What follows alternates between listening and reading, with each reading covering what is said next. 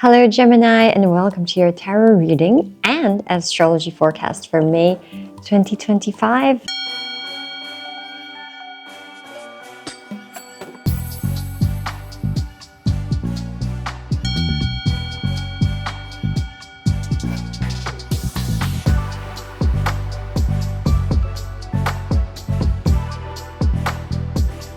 So I'm coming to you from Château de Montcuquet here in the south of France, and I've put links down below if you'd like to see more about the castle. Also do check out our other videos on yoga and quantum healing and just all the stuff that we do here. So without any further ado, I've got my tarot cards here. I'm liking this new format because I do a little bit of the tarot reading, taking out 5 cards for you, and then we'll see straight away if it matches with your astrology. And you know, it's nice to get guidance and messages from both. So the first card is on the self, the second card is on relationships.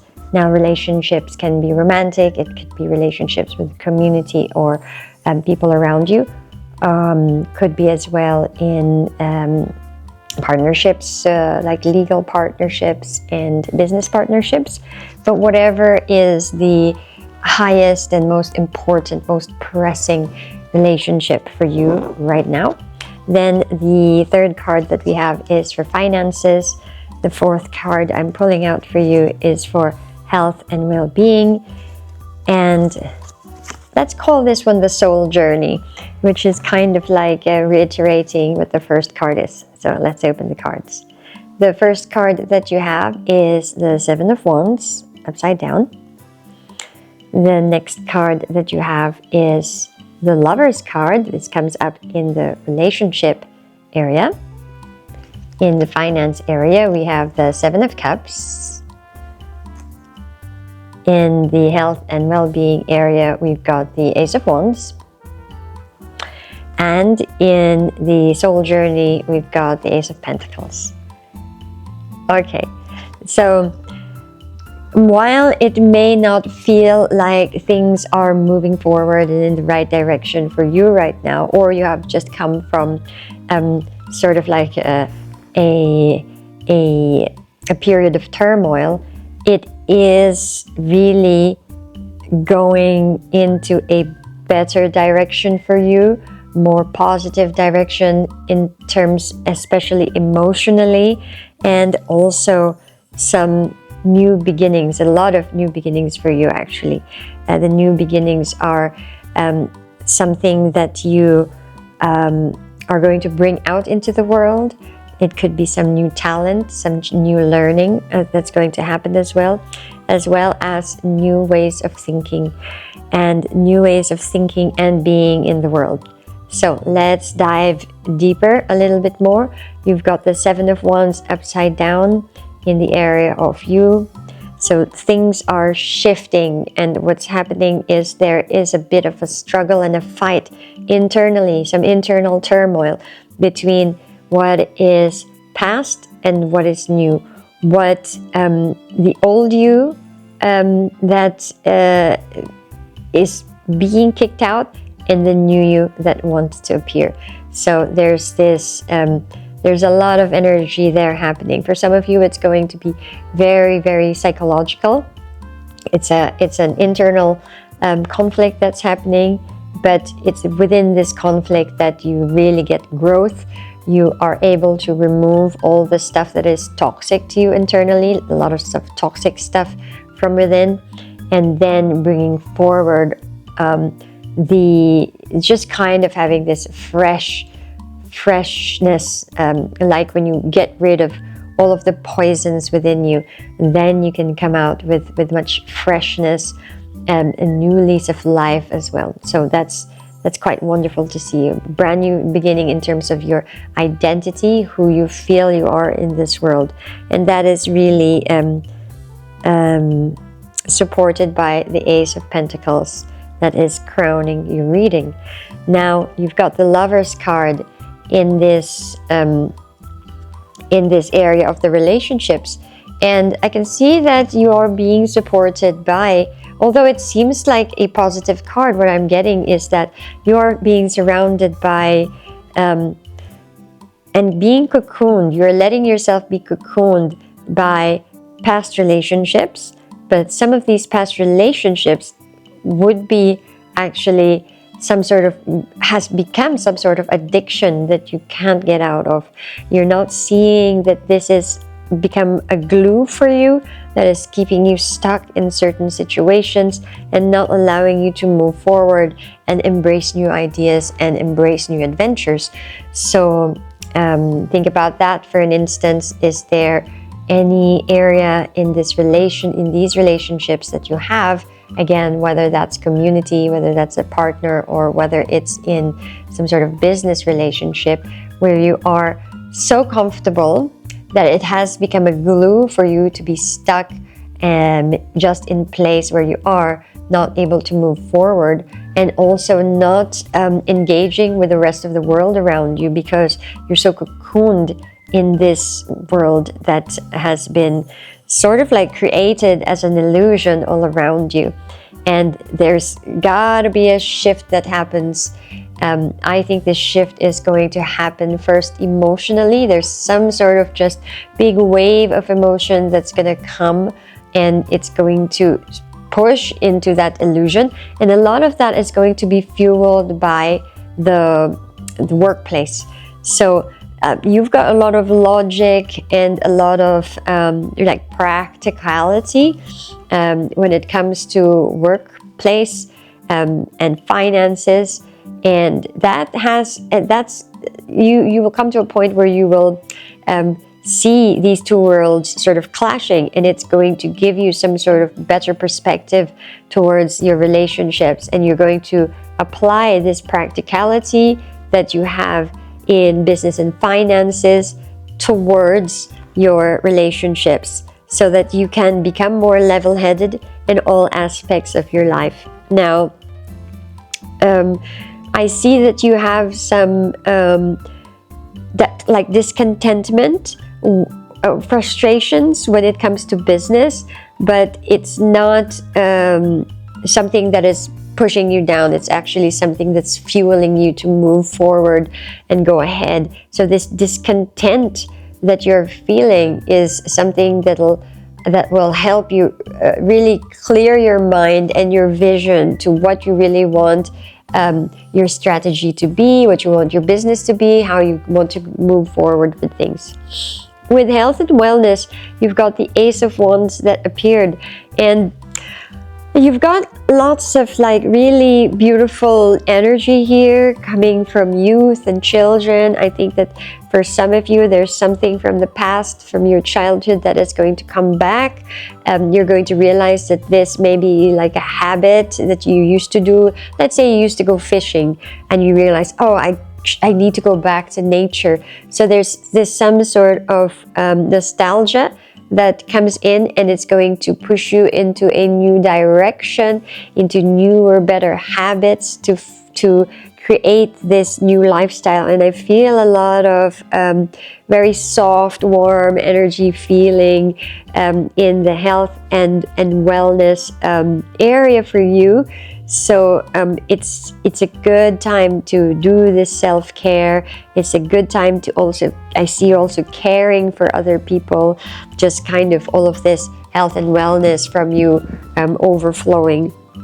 But also really something to do with children or you yourself as a child, and those things from when you were a child coming back into the fore. Okay, so I'm ready to do your, I could go on and on as well, but I think that's quite good. Please do write down in the comments below if this is making sense for you. I'd love to know what's happening in your life. And before I get on with the astrology forecast, please help the channel and give a like, subscribe, and share this video. So Gemini Ascendant, what do we have? We're going to go through a few of the major things that I can see here happening for you in the astrology. You've got the first house, Sun trining Pluto. on the 24th of May, and then on the 27th of May, Mercury trining Pluto, and then we've got a conjunction of the Sun and Mercury on May the 30th. So 24th, 27th, the 30th, towards the end of the month, you are looking at essentially a challenge and a disruption, a changing of how you identify yourself, how you see yourself. And you're going to want other people to start seeing you in a different way, in a different light. And you're not going to be shy about it. You want to really project what you want to project out into the world. Although this, at the beginning, is going to, before you start defining that, there will be a sort of intense energy that comes and just starts to kind of disrupt and remove all of those old ways of thinking. Like, I'm not a child anymore, I'm a grown-up now, I want everybody to see me as this. So there's that kind of stepping up for you. Spiritually speaking, that's moving into a higher frequency, and that's like owning it and really owning it, with the Sun energy there. It's about leadership and owning it and showing to the world. With the Mercury energy there, it's about how you want to communicate that with the world, and with the Pluto energy there, it's like major change, in paradigm shifts. Now, the third house is our house of communication, and the house of siblings, our close relations, or our small circle of friends, and the things that we do for fun as well, So we've got Mercury squaring Mars here, so there's a kind of little friction between how you see things versus how you want to do things, or how things are, what the rules are of the game, and how you want to go about doing things.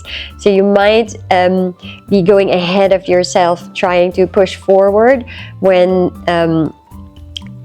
all around you is saying, hold back a little bit, think about this a little bit more.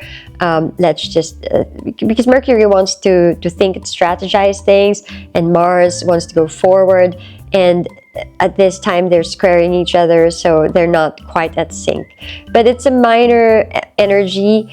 Just a little bit of friction there around the 18th of May. By the 22nd of May, you've got Venus trining Mars.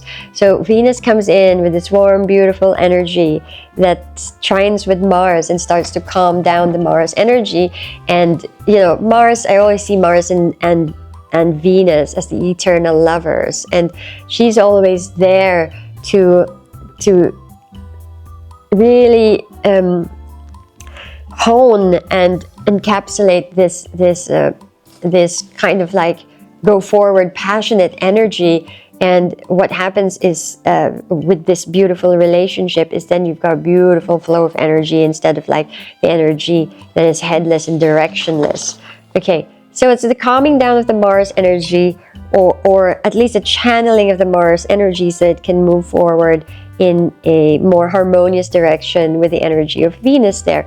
So harmony in the expression, in our communication, and more harmony with how we communicate, and also just enjoying the things that you do more than being competitive about them. Okay, so in terms of like sports, in terms of games, and playing, and the rules of the game, so to speak. Now you've got a Venus conjunction with Neptune in your 5th house.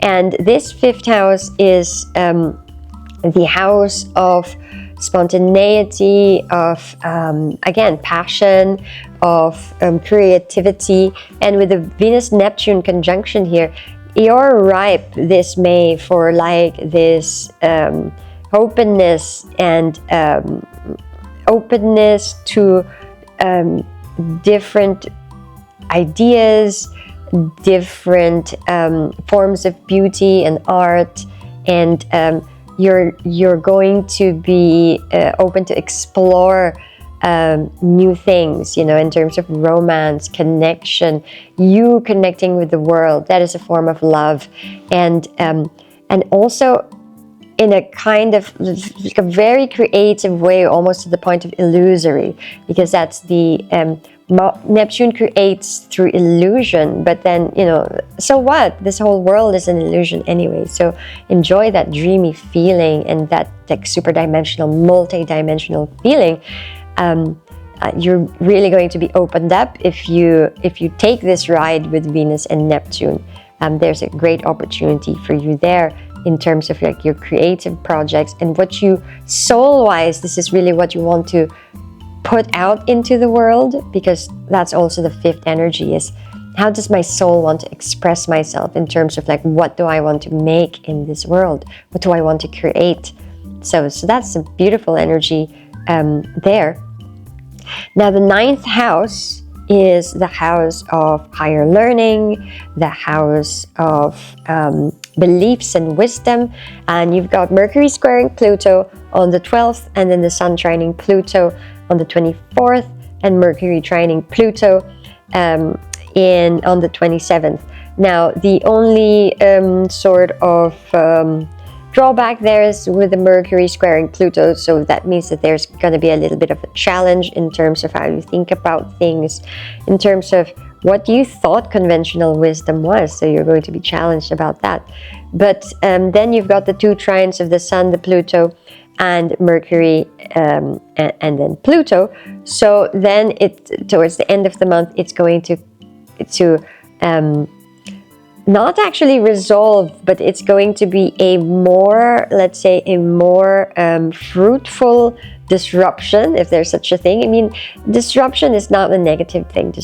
You know, let's say you're cooking and you're stirring. Stirring is disruption, and you can't cook certain types of food without stirring the sauce. It just makes everything homogeneous. It creates a blend of flavors. So you can't just put things in a pot and just leave them there. I mean, I'm sure there's some recipes that do that, but there are a lot of recipes where you have this agitation, that's stirring. And that's sort of what Pluto does. But it's not just the stirring of the pot. It's also really a shift in dynamics of things. You know, the carrot was just a carrot, an individual carrot, and then you had like the individual potato, and you stir them all up, and all of a sudden with all these other ingredients you get a beautiful ratatouille or something like this. So in this case though, Pluto is not creating something homogeneous. It's not trying to create something that is just like oh, let's just softly harmonize with each other. It's really creating a new system within you, like a real shift, change. I mean, a lot of this Pluto energy is happening worldwide anyway. The outer planet energies, Pluto, Neptune, Uranus, is always a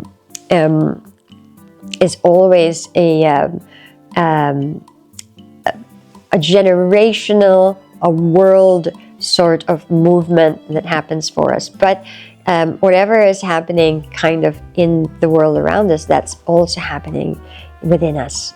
Okay, so expect changes in your conventional wisdom, how you sort of like thought that this was how the world works, how I should live my life, how other people should be, into like a new shift. So that's really interesting there. And then we've got the 12th house of the soul, of the subconscious, of letting go. We've got the new moon here on the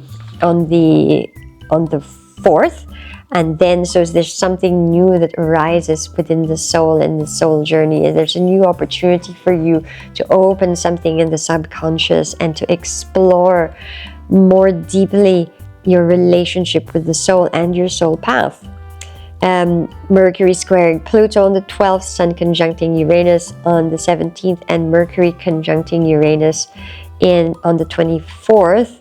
And this Uranus energy is more of like a tidal shift, a seismic shift, an expression of uniqueness. And this is really your soul almost coming to the point of disruption with the Uranus-Pluto energy, how you see your soul and how you conduct your soul path, but leading you to a more brave, to a bolder, and to ultimately a more authentic soul path. You're gonna come more into this authenticity. But before you can get to that authenticity, there's a lot of limiting beliefs and just in general, just hangers-on beliefs that you're going to let go of. So predict a very exciting time for you. So again, please write on the comments below and tell me what's happening in your life. I'd love to hear about that. Do like and subscribe, and I'll see you next time. Check out my other videos. Much love. Ciao, ciao. Okay, so I wish you luck, and please let me know what's happening in your life and tell me what has resonated with you, and let's figure it out together. I'd love to hear from you. So write to me on the comments below, and good luck. And please don't forget to like and subscribe. That would really help the channel. Share this video, and I hope to see you in the other videos. Please do check those out. Ciao for now. Bye bye. Much love.